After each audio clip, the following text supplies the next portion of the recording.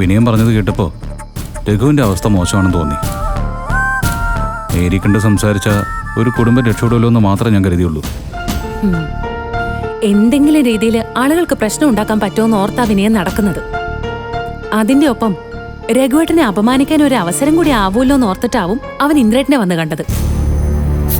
അതൊക്കെ ശരിയാണ്. പക്ഷേ രഘുവിൻ്റെ കാര്യങ്ങളെല്ലാം അറിഞ്ഞു വെച്ചിട്ട് ഇത്രയും ദിവസം അനു എന്നോട് മറച്ചു വെച്ചാൽ ശരിയായില്ല. അനു, താൻ അറിയാത്ത കാര്യങ്ങളൊന്നും ഇപ്പം എൻ്റെ ജീവിതത്തിലില്ല. ഇന്നതേ ഉണ്ടായ ഈ കാര്യം പോലും ഞാൻ തന്നോട് വന്ന് പറഞ്ഞപ്പോൾ താനതെല്ലാം എപ്പോഴേ അറിഞ്ഞിരിക്കുന്നു. ഇന്ദ്രേട്ടാ, രഘുവേട്ടനെ കുറിച്ച് കേട്ട കാര്യങ്ങളൊന്നും സത്യമാണെന്ന് എനിക്ക് തോന്നിയിട്ടില്ല. അതുകൊണ്ട് ഞാൻ ആ കാര്യത്തിന് അത്ര പ്രാധാന്യമൊന്നും കൊടുത്തിട്ടുമില്ല. അങ്ങനെയല്ലല്ലോ വേണ്ടത്. കാര്യങ്ങൾ എന്തായാലും അത് പരസ്പരം ഷെയർ ചെയ്ത് മുന്നോട്ട് പോവുകയാണ് വേണ്ടത്. ആ ചിന്താഗതി ശരിയല്ല ഇന്ദ്രേട്ടാ. തെറ്റായ കാര്യങ്ങളാണെന്ന് ബോധ്യപ്പെട്ട അത് മാക്സിമം പറഞ്ഞു പരത്താതെ നോക്കണം. അച്ഛൻ ഞങ്ങളെ പഠിപ്പിച്ചിരിക്കുന്ന അങ്ങനെയാ. ഇന്ദ്രേട്ടാ, നമുക്കിടയിൽ സംസാരിക്കാൻ ഒരുപാട് നല്ല കാര്യങ്ങളുണ്ട്. പിന്നെ വിനയൻ ഇപ്പൊ ഈ കാര്യം ഇന്ദ്രേട്ടനോട് വന്ന് പറഞ്ഞത് ഇന്ദ്രേട്ടനോടുള്ള സ്നേഹക്കൂടുതൽ കൊണ്ടൊന്നും അല്ലല്ലോ. വിനയൻ കാണിച്ച ആ തരം താണ സ്വഭാവം എന്തായാലും എന്നിൽ നിന്നും ഇനിയും ഇന്ദ്രേട്ടൻ പ്രതീക്ഷിക്കണ്ട. ഞാൻ മനസ്സിലാക്കിയ ഇന്ദ്രേട്ടനും അത്തരം കാര്യങ്ങളൊന്നും കേട്ട ഉടനെ വിശ്വസിക്കുന്ന ആളല്ലായിരുന്നു.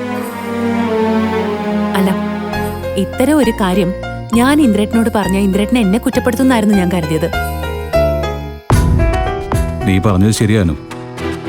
ഞാൻ ആ വിനയൻ്റെ ഒപ്പം പോകാൻ പാടില്ലായിരുന്നു.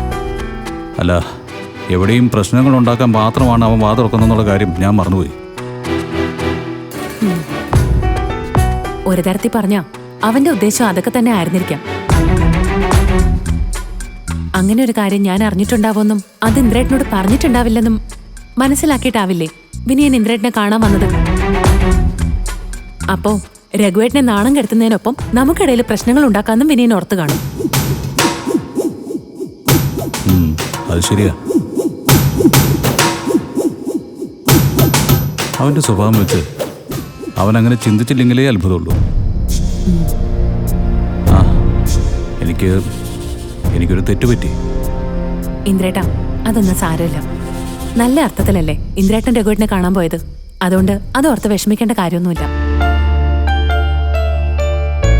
പിന്നെ അമ്പിളി ചേച്ചിക്കും രഘുവേട്ടനും ഇടയിലുള്ളത് ചെറിയൊരു സൗന്ദര്യപ്പിണക്കാം. അത് അവർ തമ്മിൽ സംസാരിച്ച് തീർക്കുന്നതാ നല്ലത്. പുറത്തുനിന്ന് ആരിടപെട്ടാലും അതിപ്പം എത്ര അടുത്ത ബന്ധുക്കളാണെന്ന് പറഞ്ഞാലും ആ പ്രശ്നം വഷളാവേ ഉള്ളൂ. അതുകൊണ്ട് തൽക്കാലം ആരും ഇടപെടാതിരിക്കുന്നതാ നല്ലതെന്നാ എനിക്ക് തോന്നുന്നത്.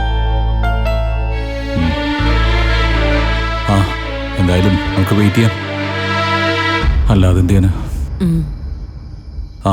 എന്നാ പിന്നെ നമുക്ക് കിടന്നാലോ? താമ്പോ